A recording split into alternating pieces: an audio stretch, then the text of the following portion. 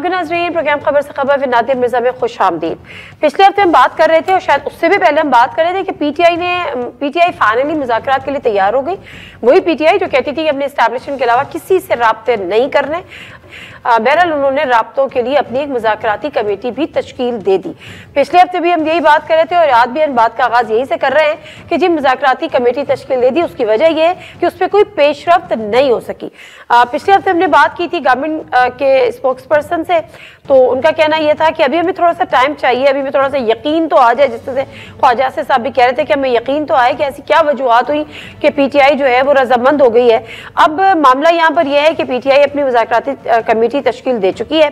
कल 24 नवंबर के बाद शायद if I am not wrong first time Ali Amin Gandapur साहब की एक तवील मुलाकात हुई, घंटा डेढ़ घंटे की, इमरान खान साहब के साथ। इमरान खान साहब जो कि फाइनल कॉल का एक टीजर देकर बैठे हुए थे सिविल डिसोबीडियंस का, उन्होंने उसको थोड़ा सा होल्ड पे रखा है। उन्होंने कहा मैं थोड़ा और टाइम देना चाहता हूं, अगर कि हुकूमत के साथ मुज़ाकरात हो जाते हैं तो वेल एंड गुड, और अगर नहीं होते तो फिर हम ये डिसोबीडियंस की कॉल दे देंगे और पहले मरहले में जो ओवरसीज पाकिस्तानी है, जो पाकिस्तानी डायस्पोरा है, उसको हम ये कहेंगे कि जो आप रेमिटेंसेस भेजते हैं पाकिस्तान वो आप ना भेजें। अब इसमें जो लीडरशिप यहाँ पर पीटीआई की है वो रिलक्टेंट हमें कम से कम दिखाई दे रही है। उनको ये लगता है कि शायद ये कॉल कोई कामयाब नहीं होगी। बहरहाल आज जब स्पीकर कॉन्फ्रेंस के दौरान अयाज सादिक साहब भी वहां पर मौजूद थे, उनसे किसी ने ये सवाल किया मुज़ाकरात को लेकर के साथ, क्या कह रहे थे जरा सुनते हैं। हमारा काम है फैसिलिटेशन का, हमारा काम है दरवाजे खोल के इकट्ठे। जब मेरे पास गवर्नमेंट आएगी तो मैं ऑपोजिशन को कन्वे करूंगा, ऑपोजिशन आएगी तो मैं गवर्नमेंट को कन्वे करूंगा। बिठाना मेरा काम है, इनको एक टेबल पे लाना, कमेटियां बनवाना। दोनों साइडों पे एक साइड ने अपनी बनाई है मगर अभी तक वो टेलीविजन के थ्रू बात कर रहे हैं, अभी तक तशरीफ नहीं लाए। जब वो लेके आएंगे तो मैं इंशाल्लाह, मुझे यकीन है कि मैं गवर्नमेंट से भी एक कमेटी बनवा लूंगा। हम दरवाजे खोल सकते हैं, हमारे पास कोई आएगा, हम लोगों को पकड़ के नहीं कह सकते आ जाओ भाई आओ मैं कराता हूँ। एक दफा कमेटी बन के जिस दिन डायलॉग शुरू हो गया रास्ता बनना शुरू हो जाएगा। और हमारा दफ्तर है हाजिर, हम लोग दफ्तरों में बैठ के फैसिलिटेट करेंगे खामोशी से, और हम कोई आयतल कुर्सी दुरूद शरीफ पढ़ेंगे, फूकेंगे सब पे ताकि कोई बेहतर आ जाए। मुज़ाकरात के लिए बात जो है वो दम दुरूद तक पहुंच गई है कि आयतल कुर्सी पढ़ेंगे और फूकेंगे तो फिर मुज़ाकरात आगे बढ़ेंगे, फाइनली होगी। लेकिन बात यह है कि हुकूमत को इंतजार है कि अपोजिशन पहल करे, लेकिन जो रिवायात है, जमहूरी रिवायात कह लीजिए, ऑल्दो के ज़ाहिर जमहूरी नहीं है तो जमहूरियत नहीं है उस तरह से अपनी रूह के मुताबिक, तो शायद उन रिवायात को भी हम भूल रहे हैं। क्योंकि अपोजिशन मुज़ाकरात ना भी करना चाहे तो हुकूमत आगे बढ़कर उसको मुज़ाकरात की ऑफर्स भी बारहा करती है और मुज़ाकरात की मेज पर लाने की कोशिश भी करती है। लेकिन यहाँ पे चाहे टेलीविजन की हद तक ही सही, मीडिया की हद तक सही, अगर वो मुज़ाकराती कमेटी एक तश्कील दी है, बार बार मुज़ाकरात कर रहे हैं, तो कोई हर्ज भी नहीं है कि हुकूमत इस पर पहल कर ले अगर ये मुल्क के वफाद में। लेकिन बहरहाल लेट्स सी, उम्मीद है। अली अमीन गंडापुर साहब भी कह रहे थे उनकी बड़ी आज एक इम्पॉर्टेंट मीटिंग भी हुई है, ऑल्दो कि वो कुर्रम के मामले को लेकर हुई है, लेकिन मोहसिन नकवी साहब से जो कि वजीर दाखिला हैं और पीएमएलएन के तो नहीं है लेकिन बहरहाल वजीर दाखिला है, उनके साथ मीटिंग भी हुई है। और उसके बाद एक बड़ा हौसला अफजा बयान दिया है अली अमीन गंडापुर साहब ने। उन्होंने कहा कि उम्मीद है कि मामला जो है वो एक दो दिन में मामलात में या मुज़ाकरात की वाली बात में कुछ मज़बूत पेशरफ्त होगी।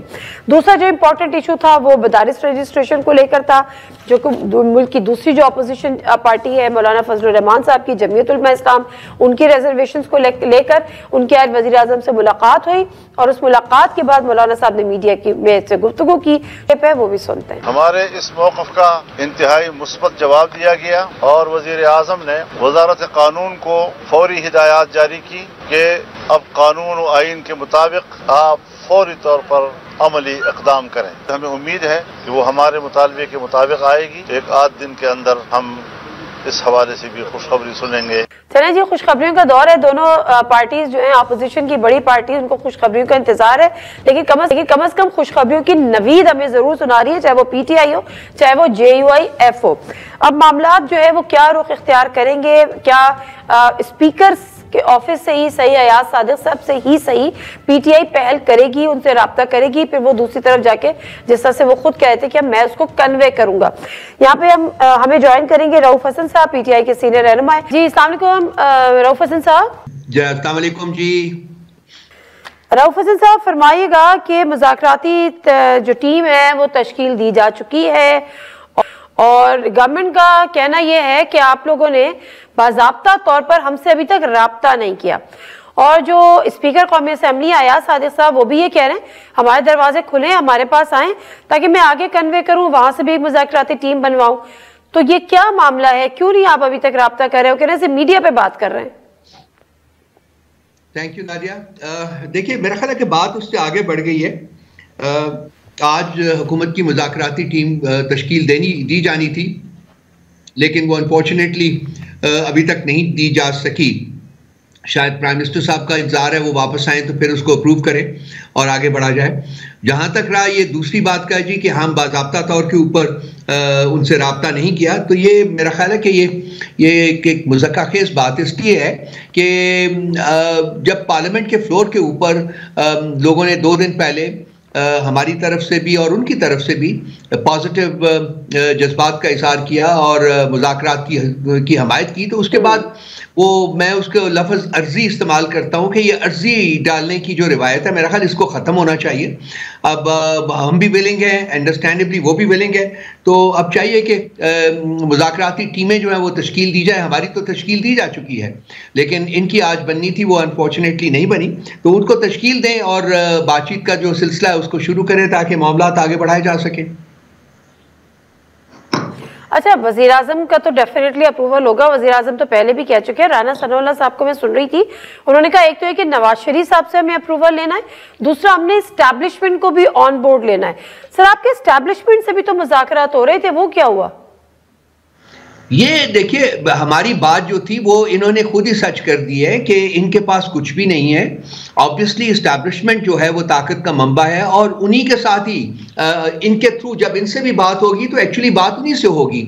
ये सिर्फ एक कन्वीनियंट प्लेटफॉर्म प्रोवाइड कर रहे हैं ताकि इस्टेब्लिशमेंट डायरेक्टली सामने ना आए। तो हम इनसे भी जब बात करेंगे उसके बाद भी आपको पता है जबकि इस्टेब्लिशमेंट को ऑन बोर्ड दिया जाएगा तो उनकी अप्रूवल से ही बातचीत आगे बढ़ेगी, उसके बगैर नहीं होगा। तो टेक्निकली स्पीकिंग नहीं वो तो चले, वो तो गवर्नमेंट खुद कह रही है ना, वो तो राना सनाउल्लाह साहब खुद कह रहे हैं सर, वो तो राना सनाउल्लाह साहब खुद कह रहे हैं, लेकिन आप भी तो हम भी यही कह रहे थे ना जी कि एस्टेब्लिशमेंट के पास ही ताकत है, उन्होंने ही उनसे ही बातचीत जो है वो होगी अल्टीमेटली। सो उनके साथ डायरेक्टली हो या इनके थ्रू हो, बात तो उन्हीं के साथ होगी। नहीं तो आपकी तो बात हो भी रही थी ना एस्टेब्लिशमेंट से, उसका क्या हुआ? जो आपने कहा था एक तात्तुल आया, इंशाल्लाह फर्दर आगे बढ़ जाएगी। देखिए, अब इनके साथ बातचीत चल रही है तो इनके साथ बातचीत चलेगी, वो भी ऑन बोर्ड होंगे।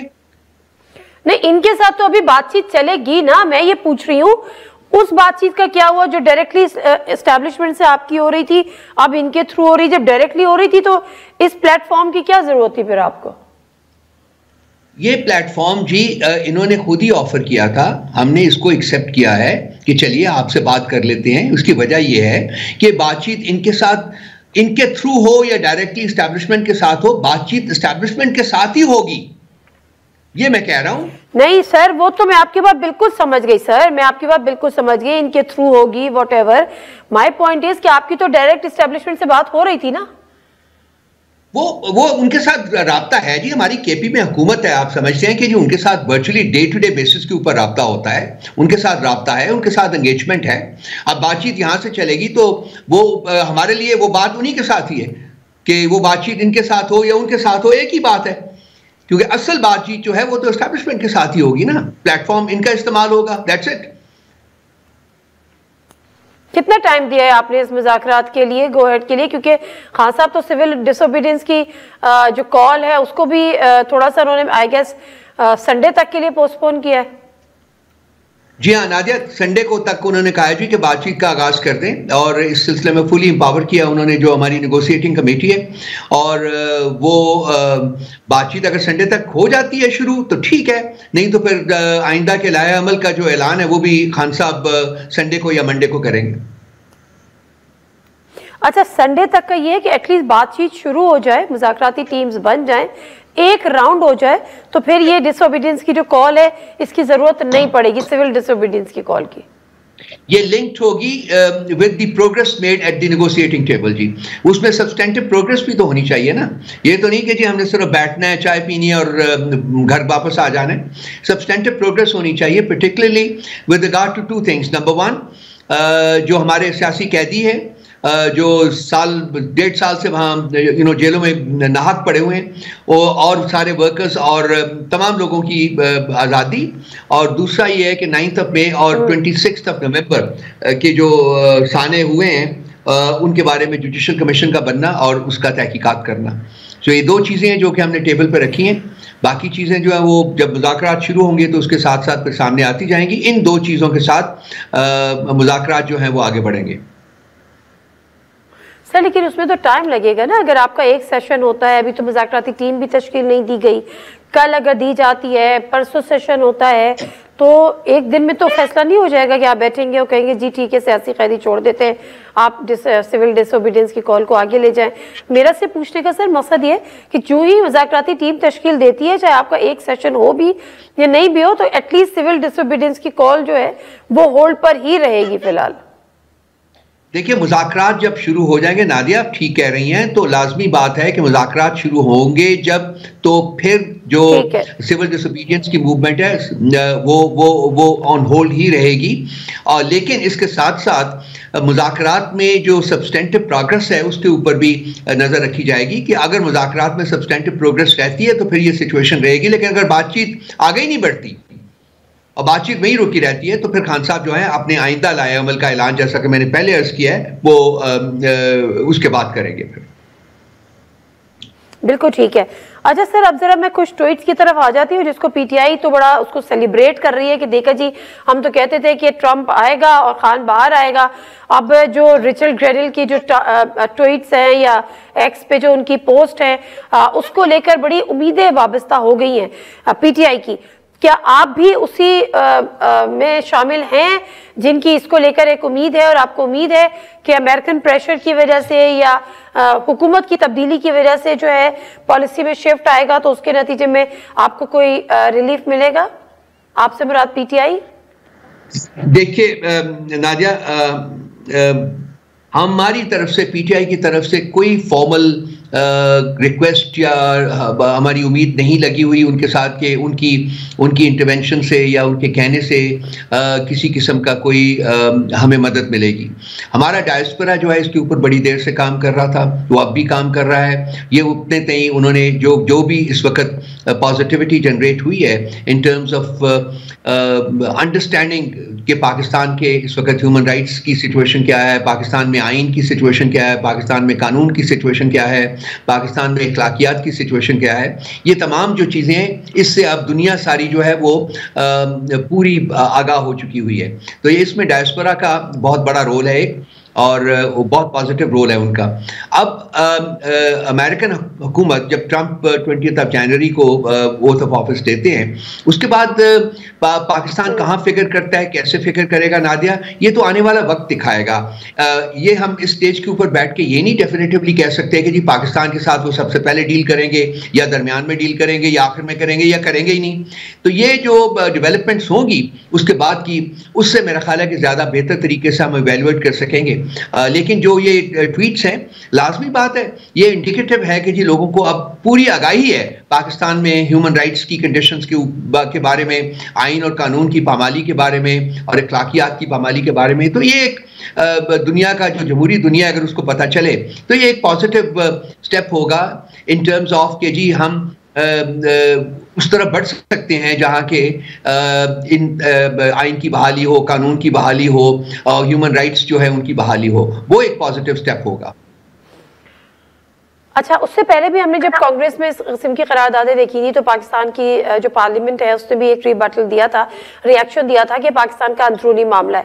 तो अब ये वाली जो इंटरवेंशंस हैं, चाहे आप पोस्ट के जरिए कहें या जिस रिलीफ की आप बात कर रहे हैं, वो पाकिस्तान के अंदरूनी मामले पर की वायलेशन नहीं है कि मतलब आप पाकिस्तान का, मतलब आप लोग का तो नारा यही था ना कि हम क्या गुलाम है।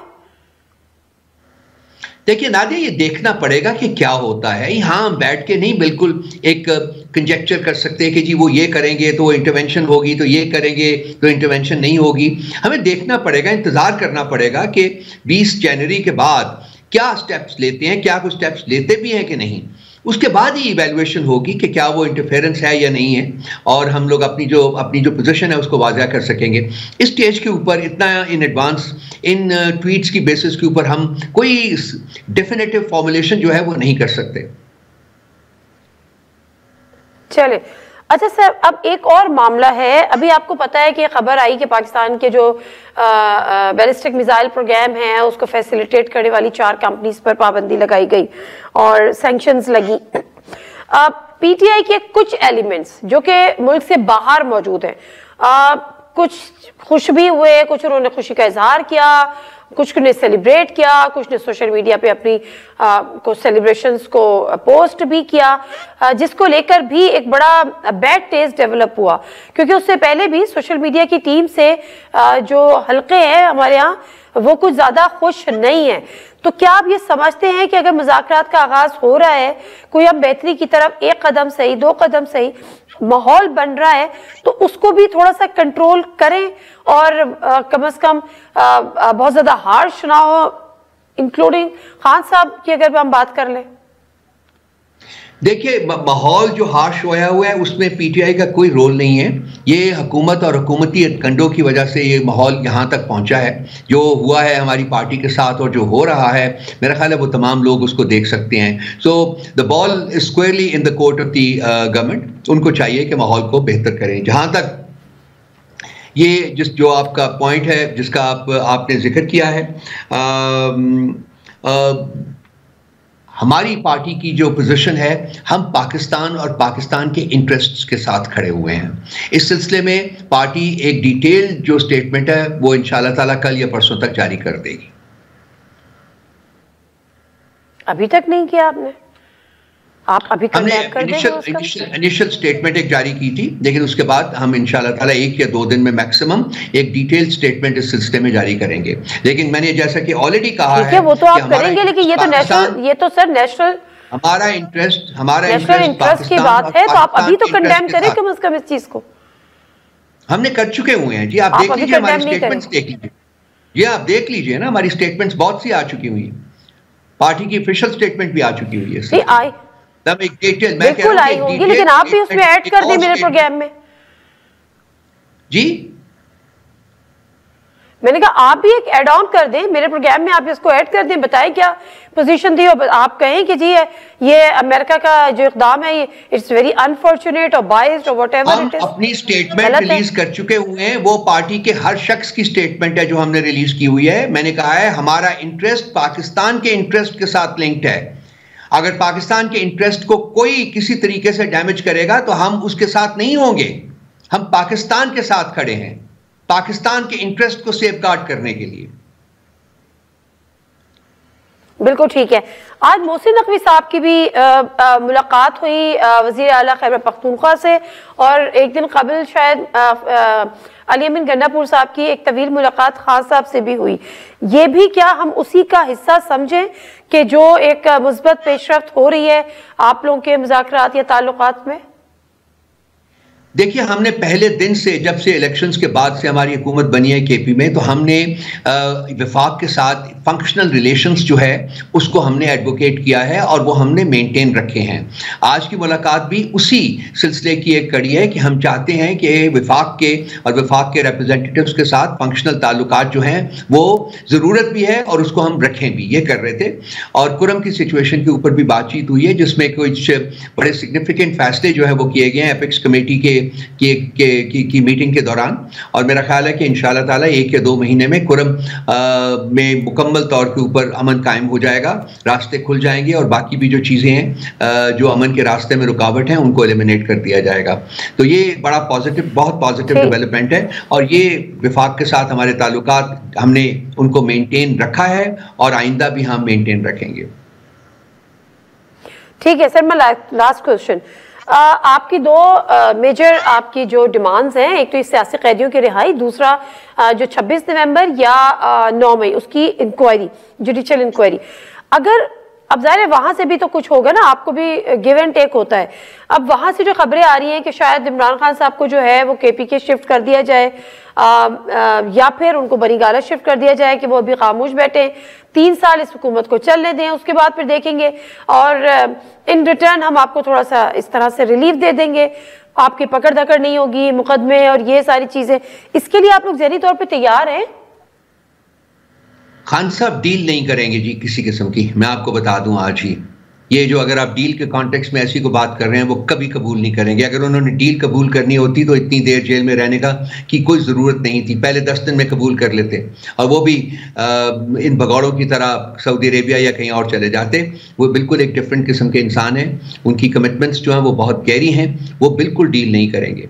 और उन्होंने हमेशा कहा है कि जितनी देर मर्जी, मेरा पॉइंट ये है कि जब आप मुज़ाकरात की टेबल पे बैठते हैं, मैं कोर्ट्स के जरिए सुरखरू होके बाहर आऊंगा, उसके अलावा नहीं आऊंगा किसी और तरीके से। नहीं, मेरा पॉइंट ये है कि जब आप मुज़ाकरात की टेबल पे बैठते हैं तो कुछ लो और कुछ दो तो होता है ना, आप देने के लिए कुछ तैयार नहीं है। नहीं, मैं ये कह रहा हूं कि जी मुज़ाकरात जब शुरू होंगे तो उसमें देखा जाएगा ना कि क्या गिव एंड टेक होगी। आप सही कह रही हैं, लेकिन वो मुज़ाकरात शुरू तो होने देना, उसके बाद हम देखेंगे उसको कि क्या करना। बिल्कुल ठीक, बिल्कुल ठीक है, बिल्कुल ठीक है। Thank you very much Rauf Hasan साहब आपके टाइम का। और बहरहाल इंतजार यही है कि जल्द अज जल्द जो है हुकूमत मुज़ाकराती टीम तश्कील दे दे, ताकि बाज़ाब्ता तौर पर मुज़ाकरात का एटलीस्ट आगाज़ हो जाए, जिसके नतीजे में जो सिविल डिसओबीडियंस की जो तलवार खान साहब ने लटकाई हुई है वो फिलहाल अपने म्यान में वापस डाल लें। ब्रेक ले लेते हैं। ब्रेक से आपके साथ है मौलाना साहब की वज़ीर आज़म से मुलाकात हुई है, मुलाकात का अहवाल के लिए हम बात करेंगे सेनेटर कामरान मुर्तज़ा साहब से, और जानेंगे कि उनको अब 2 दिन में किस खुशखबरी का इंतजार है। ब्रेक लेते हैं, वापस आते हैं, स्टे विद अस।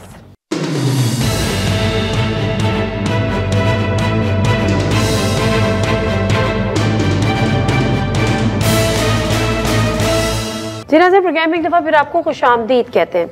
अच्छा, मामला यह है कि जो मामला था मदारिस के रजिस्ट्रेशन का लेके, जिसपे मौलाना फजलुर रहमान साहब को शदीद तहफ़्फ़ुज़ात थे और इन तहफ़्फ़ुज़ात का इजहार वो गाहे बगाहे करते भी रहे, और बीच में उन्होंने ये भी कहा कि अगर इस मामले को सीरियसली नहीं लिया गया तो फिर ये ऐवान नहीं रहेगा, प्लस इस्लामाबाद भी हम आएंगे। बहुत सारी चीज़ों पर बात हुई, लेकिन आज इसमें अहम पेशरफ्त ये हुई कि वज़ीर आज़म से मुलाकात हुई मौलाना फजलुर रहमान साहब की, जिसमें कामरान मुर्तज़ा साहब भी साथ थे, मौलाना गफूर हैदरी साहब भी साथ थे। उसके बाद जब मौलाना ने मीडिया से गुफ्तगू की तो वो आपने भी सुनी कि जी 1-2 दिन में खुशखबरी होगी, और वज़ीर आज़म ने अपनी टीम को कहा है कि कानून और उसके हिसाब से फैसला करें और चीज़ों को निपटाएं। ये वो दूसरी तरफ ये एक्ट बनने वाली बात भी है कि जी एक मुद्दत जब गुजर जाती है तो उसके बाद ये एक्ट बन जाता है। लेकिन क्या वाकई 1-2 दिन में मामला जो है वो एग्जैक्टली उस तरह से हल हो जाएगा जिस तरह से मौलाना साहब की ख्वाहिश है, या ख्वाहिश से ज़्यादा जो 26वीं आईनी तरमीम का हिस्सा है, जिसको बुनियाद बना के मौलाना फजलुर रहमान साहब ने 26वीं आईनी तरमीम के हक में वोट डाला था। मेरे साथ सेनेटर कामरान मुर्तज़ा साहब इस सब मौजूद हैं, मुलाकात में भी मौजूद थे, जरा मुलाकात जानेंगे। अस्सलाम वालेकुम कामरान मुर्तज़ा साहब। खैरियत से आप? अल्हम्दुलिल्लाह बिल्कुल खैरियत। आप ये बस फरमाइएगा कि जो आज मौलाना साहब ने कहा कि वज़ीर आज़म ने ये हिदायत जारी की हैं कि मामलात को जल्द अज जल्द हल किया जाए, और वजारत कानून को कहा है कि मामला कानून के मुताबिक है, तो अभी कानूनी एज क्या है? अगरचे ये एक्ट भी बन चुका है मौलाना साहब के मुताबिक, क्योंकि टाइम फ्रेम होता है उसमें, अगर नहीं हो तो फिर एक्ट बन जाता है, सदर साइन नहीं भी करे तो।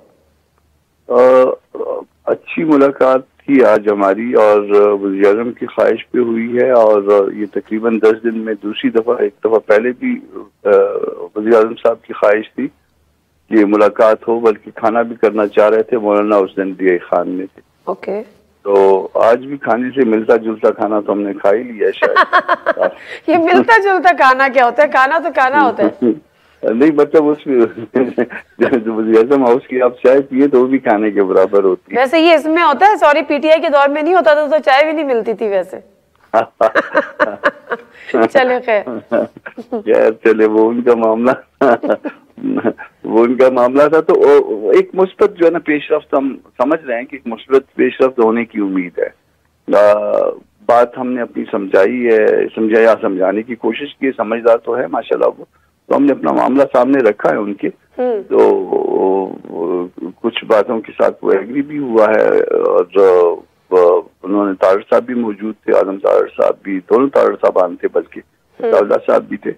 तो वो मेरा ख्याल है कि कोई मस्बत पेशरफ की तवक्को है 1-2-3 दिन में, क्योंकि आगे जो है वर्किंग डे नहीं है, 2 दिन वर्किंग नहीं है। तो अल्लाह करेगा कोई बेहतर जो है ना सूरत निकले। लेकिन ये जो आप कह रहे हैं कि आपने अपनी बात उनको समझाई है, तो क्या ये बात पहले उनकी समझ में नहीं आई थी जब उन्होंने आपसे वादा किया था, एक एग्रीमेंट किया था, आपको यकीन दहानी कराई थी, 26वीं आईनी तरमीम में उस चीज को वो शिक डाली थी और बिल उसको मंजूरी भी हो गई थी दोनों हाउसेस से, तो उस वक्त उनको बात नहीं पता थी जो आपको दोबारा से समझानी पड़ी? नहीं, वो ऐसा है, शायद मैं अपनी बात को मुनासिब अल्फाज नहीं उसमें चुन सका। उसमें ये तो 26th अमेंडमेंट का पार्ट पार्सल नहीं है। 26th अमेंडमेंट में हमने उसको बहुत डाइल्यूट भी करवाया था और 5 अपनी शिकत जमा उसमें शामिल करवाई थी, जो कि अलग से जो है वो कानून बन चुका है, या वो कॉन्स्टिट्यूशन अमेंडमेंट जो है ना वो मौजूद है। ठीक है। ये सोसाइटीज रजिस्ट्रेशन एक्ट के नीचे जो है एक अमेंडमेंट थी हमारे मदारिस के हवाले से। तो दोनों ईवानों ने तो इसको पास कर दिया था सदर की ऑफिस से, जाहिर है वो रियासत की नुमाइंदगी करते हैं, कुछ एतराजात लगे थे, तो एतराजात के हवाले से कुछ डिबेट थी। उनका क्योंकि उनका जो लीगल सेक्शन है, तारड़ साहब जो है उसको हेड करते हैं, आजम तारड़ साहब, उनका थोड़ा सा मौक़िफ़ और था, मेरा मौक़िफ़ और था। उस पे हमने आपस में जो है ना वो बात की है, डिबेट की है। तो अब उम्मीद ये है कि बेहतर होगा इंशाल्लाह ताला, हमारे नुक्ता नजर के हवाले से बेहतर होगा। और वो मदारिस जो गवर्नमेंट के साथ तसलसल अपना बरकरार रखना चाहते हैं, उनके लिए भी रास्ता जो है शायद निकल आए। तो ये विन विन सिचुएशन समझ लीजिए, बेहतर होगा, अल्लाह पाक करेंगे। ठीक है, जरूर करेगा अल्लाह पाक बेहतर। ये एक और बात कीजिएगा कि जब मौलाना फजलुर रहमान साहब ने कहा कि जब दोनों ऐवानों से पास हो गया और सदर ने दस्तखत नहीं किए, तो एक टाइम फ्रेम होता है, अगर सदर दस्तखत नहीं करते तो वो ऑटोमेटिकली एक्ट बन जाता है। तो अगर वो एक्ट बन चुका है तो अभी कोई इसमें कोई हिच है कि फर्दर इसको कानून बनने के लिए आपकी कोई वो हो, या पे ये लागू हो चुका है? नाजी बीवी जब मामला सुलझ रहे हो तो उसको उलझाते नहीं है। अल्लाह बेहतर करेंगे। ये मैं उलझा रही हूँ, ये तो मैं मौलाना साहब की बात को रिपीट कर रही हूँ, उन्होंने आज जिक्र किया इस बात का। सर देखिए ना, जिस वक्त मैं गुस्से में हूँ तो उसको बात को मुख्तलिफ अंदाज में कहता हूँ, जब मैं गुस्से में ना हूँ तो उसके अल्फाज। अच्छा चले, मुझे ये तो बताए ना कि ये एक्ट बन चुका है? अल्लाह पाक करेगा कि 2 दिन के बाद 3 दिन के बाद आप देखेंगे कि इसमें मुनासिब जो है ना पेशरफ्त होगी। चलें, बहुत शुक्रिया। सेनेटर कामरान मुर्तज़ा साहब से हम गुफ्तगू कर रहे थे। जो मामला यहाँ पर मौलाना साहब को, मौलाना फजलुर रहमान साहब को इस पर डेफिनेटली शदीद तहफ़्फ़ुज़ात थे, लेकिन एक मामला जिस पर सेनेटर कामरान मुर्तज़ा साहब ने बात को थोड़ा सा अज़राए मजाक उसको आगे ले गए कि जी जब मामलात बन रहे हों तो ये बात नहीं। अब इसमें मेरी अंडरस्टैंडिंग जो है या जो बात हुई है कि यही होता है कि जब आपने सदर को एतराज़ात के लिए भेजे, लेकिन अगर उसको सदर साइन ना करे, मुझे अच्छी तरह से याद है एक मामला इसी तरह से कुछ सदर आरिफ अलवी साहब की तरफ भी गया था और उन्होंने इस पर साइन नहीं किए थे, और बाद में एक ट्वीट भी की थी कि जी मैंने साइन नहीं किया तो ये कैसे हुआ, लेकिन वो ऑटोमेटिकली एक्ट बन गया था। अब इसमें क्यों थोड़ा सा हिचकिचाहट के शिकार थे? बहरहाल सेनेटर साहब बड़े हमारे लिए मोहतरम है, लेकिन वो कहते थे कि मामला जब आगे बेहतरी की तरफ जा रहे हैं और 1 से 2-3 दिन में, कल वर्किंग डे 2 नहीं है तो उसमें बेहतरी होगी, तो यकीनन बेहतरी इसी में है कि मुज़ाकरात से जो चीज़ हो, मिल बैठ के जो चीज़ बातचीत हो और उसके बाद जो है दोनों फ़रीक़ैन किसी चीज़ पे उनका कंसेंसस भी हो और मामलात आगे चले जाए। तो यही बात PTI और नून लीग के लिए भी जो हल्के से मुराद मुक़द्दर हल्के नहीं, नॉर्मली जो हम बात करते हैं तो वो उनको समझा के थक गए हैं, लेकिन इस पे बहरहाल दोनों तरफ से अभी तक कोई पेशरफ्त तो नहीं हुई है, लेकिन इरादे हैं कि पेशरफ्त होनी चाहिए। नज़ीर अभी एक ब्रेक ले लेते हैं और ब्रेक से वापस आते हैं तो ज़रा फिर हम मज़ीद गुफ्तगू करेंगे। जो अमेरिका की तरफ से पाबंदियाँ लगी हैं पाकिस्तान के बैलिस्टिक मिसाइल प्रोग्राम को फैसिलिटेट करने वाली 4 कंपनीज, उनके क्या असरात होंगे और उसकी वजूहात क्या हैं? ब्रिगेडियर वक़ार साहब और उसके साथ साथ डॉक्टर उमा बकाई साहब हमारे साथ मौजूद होंगे।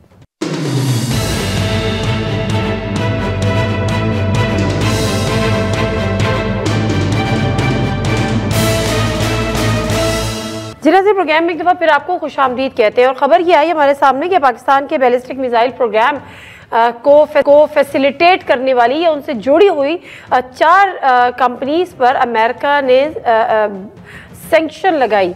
अब इसकी वजूहात क्या सामने आई? एक तो नेशनल डेवलपमेंट कॉम्प्लेक्स जो कि इस्लामाबाद में वाक़ है, उसके अलावा Akhtar and sons private limited Karachi की, रॉकसाइड इंटरप्राइज कराची और एफिलिएट्स इंटरनेशनल कराची, इनकी वजूहात क्या बनी जब से एक शोर आया कि ये पाकिस्तान का जो मिसाइल प्रोग्राम है इसके लिए डैमेजिंग होंगी नहीं होंगी, प्लस जो पाकिस्तान में हमारी गवर्नमेंट ने जो इसका रिएक्शन दिया इसको इंतहाई अनफॉर्चुनेट भी कहा और इसको बाइस्ड भी कहा।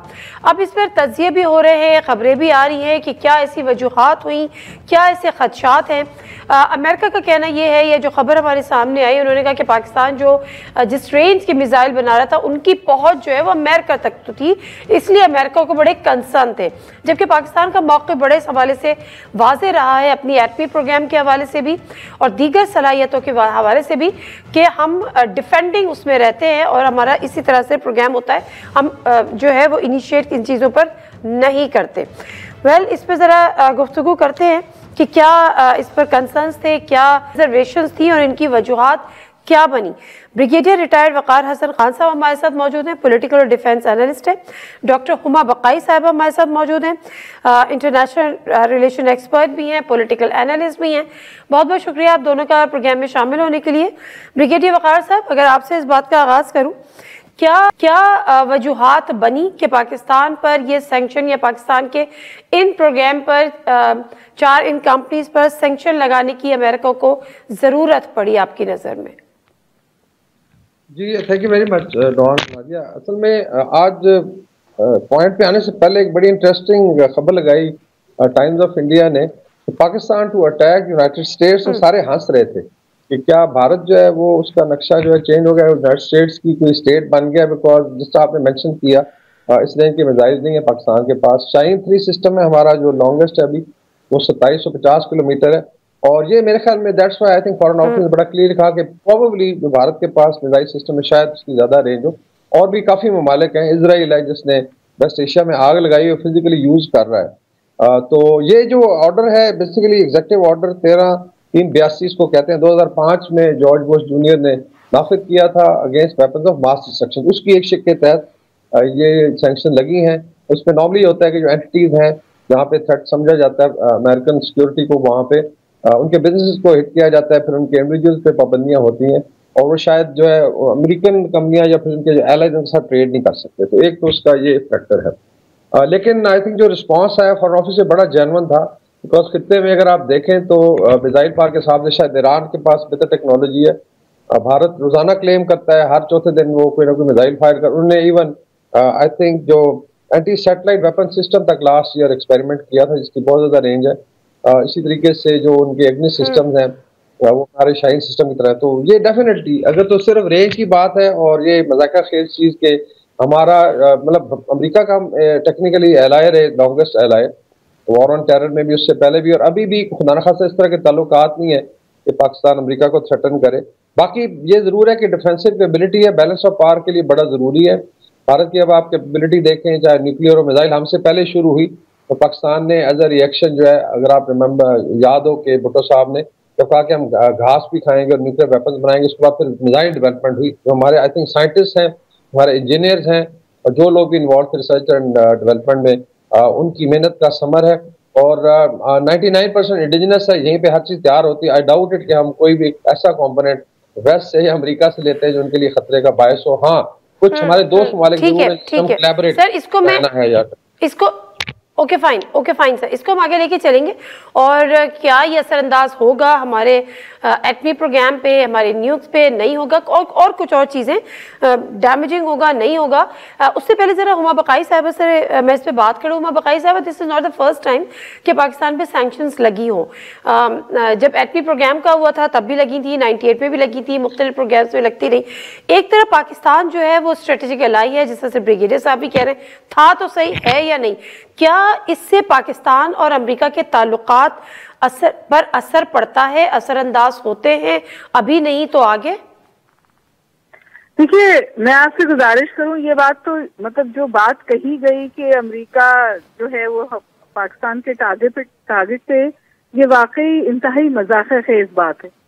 और अगर ये बात सही है और ये सोच है तो फिर अमेरिका को बहुत ज्यादा ये सोचना चाहिए कि जो इंडिया का डिलीवरी सिस्टम है वो तो मार्स तक जा रहा है, और अगर इंडिया की अलायंसेस तब्दील हुई तो फिर अमेरिका को कितना खदशा है।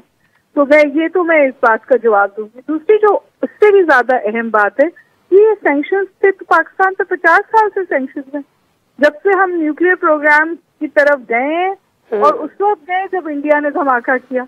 तो हमारा डिफेंसिव भी है और हमारा इंडिया स्पेसिफिक भी है, और इस बारे में हम कभी कोई इबाम भी नहीं रखते।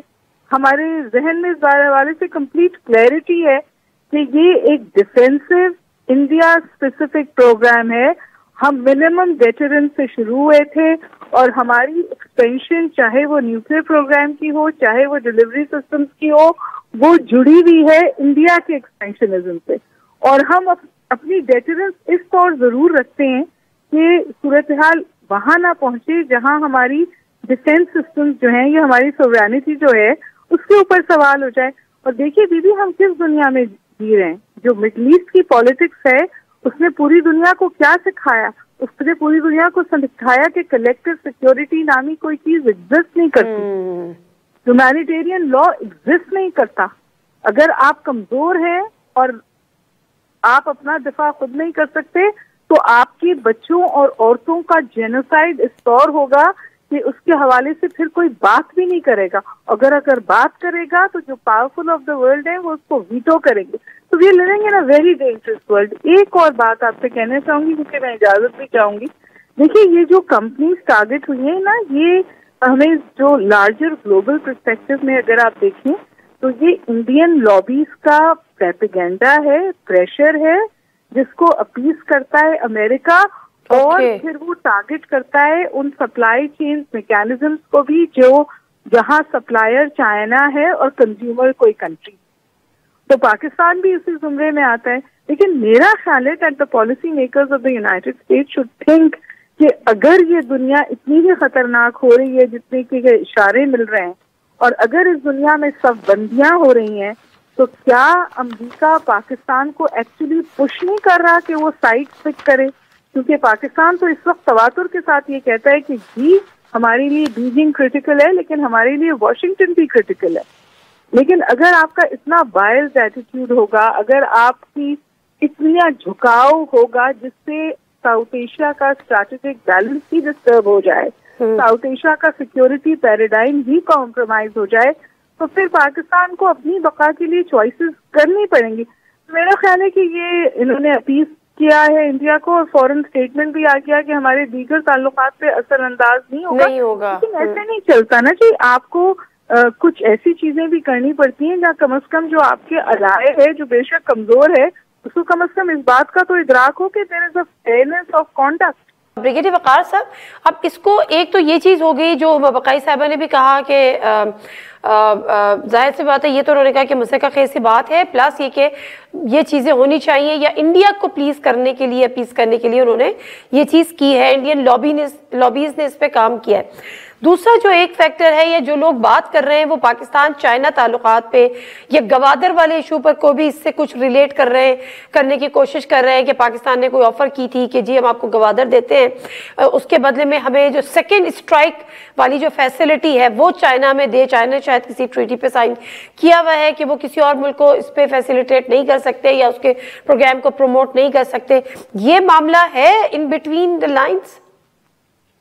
आई थिंक ये भी जो सेकंड स्ट्राइक वाला शोशा है, ये बेसिकली वेस्ट की तरफ से ही छोड़ा गया, इंडियन लॉबी की तरफ से। इसमें थोड़ा सा मैं एक्सपैंड करूँगा टाइम, ये टेक्निकल चीज़ें मोस्ट ऑफली पाकिस्तान पर एक सेकंड स्ट्राइक कैपेबिलिटी ऑलरेडी है, तो इसके लिए आपको ट्रायड चाहिए, यानी आपके पास एयर ग्राउंड बेस्ड तो सबमरीन लॉन्च सिस्टम। अच्छा, सेकंड स्ट्राइक फैसिलिटी है हमारे पास ऑलरेडी, ये कैपेबिलिटी है, बिकॉज आप जो है ना इसमें और एफर्ट यही होती है बेसिकली, खुदा ना खास्ता अगर करता है तो आप सस्टेन करके और फिर इतना बड़ा हमला कर सकेंगे, फिर दुश्मन के सारे सिस्टम को वो आप कर दें। आप नंबर ऑफ वॉरहेड्स देख लें, आप 3 बेसिकली ट्रायड होता है इसमें, एयरफोर्स है, नेवी है और आर्मी है, लैंड फोर्सेज हैं और स्ट्रेटेजिक फोर्सेज हमारी है।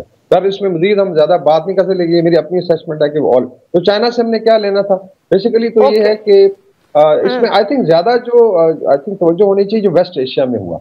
इसराइल का जो सिक्योरिटी पैरामीटर था पहले, उसको शुरू में अगर आप 60-70s में जाएं तो इनर पेरिफेरी को न्यूट्रलाइज किया गया। उसमें जो 3 ममालिक थे, मिस्र, शाम और जॉर्डन, किसी हद तक लेबनान, आपने देखा कि आहिस्ता आहिस्ता उनको न्यूट्रलाइज करके या तो फ्रेंड्स बन गए कैंप डेविड के थ्रू, या फिर उनकी मिलिट्री को डेंट किया गया। फिर एक बाहर वाली लेयर है, ईरान, सऊदी अरेबिया और अफ्रीकन ममालिक आते हैं, और हम आते हैं तीसरी लेयर में जिसको कंसिडर किया जाता है कि लॉन्ग रेंज थ्रेट हो सकता है अगर कोई ऐसे हालात खराब हो। अभी मे बी जिसमें आप शाहीन 3 की बात करें तो डेफिनेटली मेडिटेरियन तक कवर करता है, और ईस्ट वाली साइड पे ये इंडिया के अंडमान आइलैंड्स तक है। तो ये एक फैक्टर हो सकता है कि हालांकि इजराइल के पास अपनी कैपेबिलिटी इतनी कि वो आपको हिट कर सकता है। तो इसमें अभी लोग बात कर रहे हैं थर्ड न्यूक्लियर एज की तरफ दुनिया चली गई है।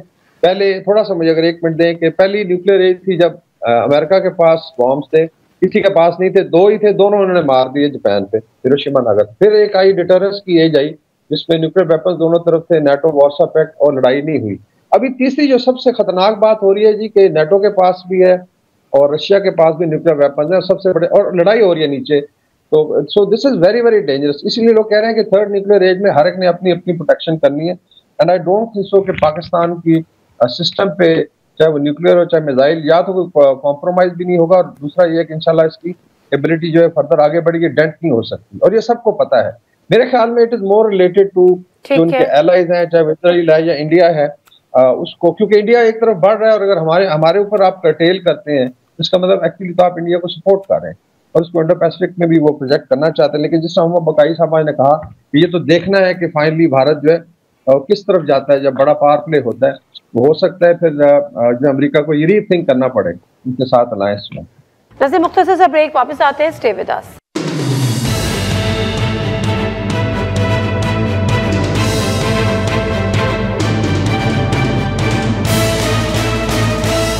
Welcome back to the show. अच्छा, दूसरी तरफ एक ये बात भी सामने आ रही है ना कि एक इम्प्रेशन है कि जी ये गवर्नमेंट तो जो बाइडेन की तो जा रही है, अब दूसरी तरफ जो है वो 20 जैन को जब ट्रम्प जो है वो ओथ ले लेंगे तो डेफिनेटली एक ट्रांजिशन भी होगी, एक नई गवर्नमेंट आएगी।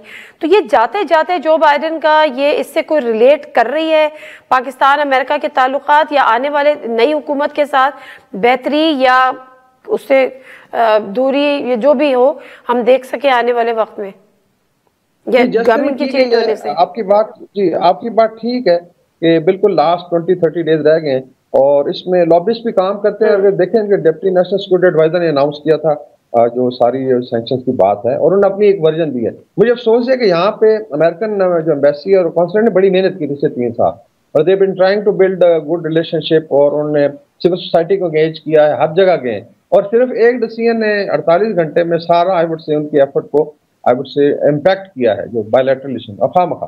बाकी ट्रंप जब आएगा तो वो देखा जाएगा। मेरे ख्याल में ट्रंप के अपने हाथ खुल रहे हैं, एस्टेब्लिशमेंट इतना फंसा दिया उसको वेस्ट एशिया में, ईरान पे स्ट्राइक की बात हो रही है, इसी तरीके से ईस्टर्न यूरोप में आपने देखा कि रशिया के एक न्यूक्लियर साइंटिस्ट को मारा गया, जो कमांडर थे, जनरल थे, और वहां से आज बहुत बड़ा हमला हुआ है। तो ट्रंप जब आएंगे तो अगर 100 चीजों की लिस्ट है तो पाकिस्तान शायद 100वें नंबर पे भी नहीं होगा। जिन लोगों की खाम ख्याली है कि बहुत बड़ा कोई पॉलिसी चेंज आएगा, मुझे सिर्फ अफसोस है उन पॉलिटिकल पार्टी के उन एक्टिविस्ट जो बाहर बैठे नॉर्थ अमेरिका के, वो सेलिब्रेट कर रहे थे, और वो बल्कि 1-2 कह रहे थे जी कि आपने देखा हमने ये करवा दिया। तो थोड़ा सा शर्म करें कि बेसिकली आपकी मदरलैंड है। डेफिनेटली ये तो बड़े मेरा ख्याल है कि अगर कोई इस किस्म की बात कर रहा है कि जो पाकिस्तान के नेशनल इंटरेस्ट के अगेंस्ट है, तो फिर उसके तो मेरा ख्याल है हुब्बुल वतनी पे एक क्वेश्चन मार्क आ जाता है।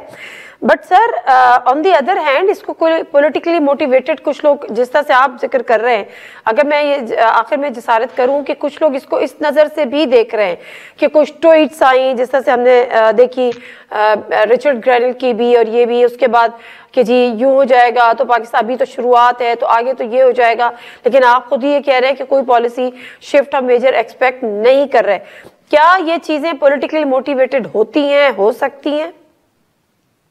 ये अमेरिका में लॉबिंग आसान भी है, पैसा भी लगा। दूसरा एक और है, ऑनेस्टली ये जो डायस्पोरा है, लेकिन भारत का डायस्पोरा दोनों तरफ खेलता है। They played for Kamala Harris, they played for Trump, 50-50 था, जो जीत जाए उसके साथ है। तो ये आई थिंक डेफिनेटली इसमें पाकिस्तानी डायस्पोरा ने ज्यादा वेट डाला ट्रम्प की तरफ अमेरिका में। और उसमें साफ अश्योरेंसेज हुई होंगी जब जाते हैं इनके सेनेटर, कांग्रेसमैन या प्रेसिडेंशियल कैंडिडेट्स की कैंपेन होती है कि ये आपने हमारी ये करनी है, तो उसके बाद लेट से 3-4 अगर सेनेटर ने ट्वीट कर दी तो क्या हो गया? अच्छा, इसमें ज़ल्मे खलील आज शामिल हो गए जो पाकिस्तान के अवलीन दुश्मन है। 1979 में जब ये सर उससे पहले कांग्रेस में लेटर्स भी आ चुके हैं ना 2 दफा। जी बिल्कुल, वही मैं कह रहा हूँ ना कि लॉबिंग की जाती है और जो लेट्स से एक्टिविस्ट होते हैं उनकी बात किसी हद तक, लेकिन अगर आप कहें जी कि जो एडमिनिस्ट्रेशन है वो पॉलिसी शिफ्ट करेगी, आई थिंक ये बड़ी आई वुड से कि बेवकूफ़ी वाली बात है और इसको सोशल मीडिया पे आप पॉइंट स्कोरिंग के लिए इस्तेमाल कर सकते हैं।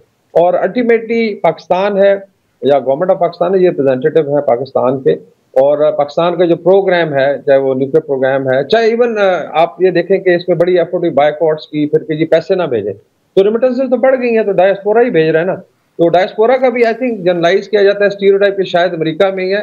1 करोड़ तकरीबन पाकिस्तानी बाहर रहता है और उसमें आई थिंक 40 लाख सिर्फ मिडिल ईस्ट में है, वहां से कुछ तक आवाज आती, टर्की से नहीं आती, अफ्रीका है, साउथ ईस्ट एशिया है। वाई 3 लेट्स से एरियाज में से नॉर्थ अमेरिका यानी अमेरिका और कनाडा, यूके और यूरोप, साफ ज़ाहिर है वहाँ पे बहुत सारी एजेंसीज भी खुश होती हैं और लॉबिस्ट तो खुश होते हैं कि जी आप ठीक है गाली दें अपने मुल्क को। लेकिन मेरे ख्याल में अगर मिसाइल प्रोग्राम के ऊपर अगर कोई सेलिब्रेशन कर रहे हैं कि डंडा है, तो वो मेरे ख्याल में बड़ी बेशर्मी की बात है। डेफिनेटली इसमें तो मेरा ख्याल है कोई दूसरा सवाल ही नहीं है। बहुत शुक्रिया ब्रिगेडियर वकार हसन खान साहब। गुफ्तगू हम कर रहे थे ब्रिगेडियर साहब से, वजह यही थी कि कौन सी वो अवामिल हो सकते हैं, और डॉक्टर उमा बकाई साहबा भी हमारे साथ थी। उन्होंने कहा कि वो बाकायदा ये लॉबी काम कर रही होती है और इंडियन लॉबी को या इंडियंस को प्लीज़ करने के लिए भी ये कदम उठाया गया है। बज़ाहिर ये लगता है क्योंकि जिस तरह से इंडिया की सेलिब्रेशन अपनी जगह है, लेकिन बहरहाल कुछ जिसकी निशानदेही ब्रिगेडियर वकार साहब कर रहे हैं वो मेरा ख्याल है दिस इज़ मोर अनफॉर्चुनेट। फ़िलहाल इतना ही प्रोग्राम से दीजिए नादिम मिर्ज़ा को इजाज़त। अल्लाह हाफ़िज़।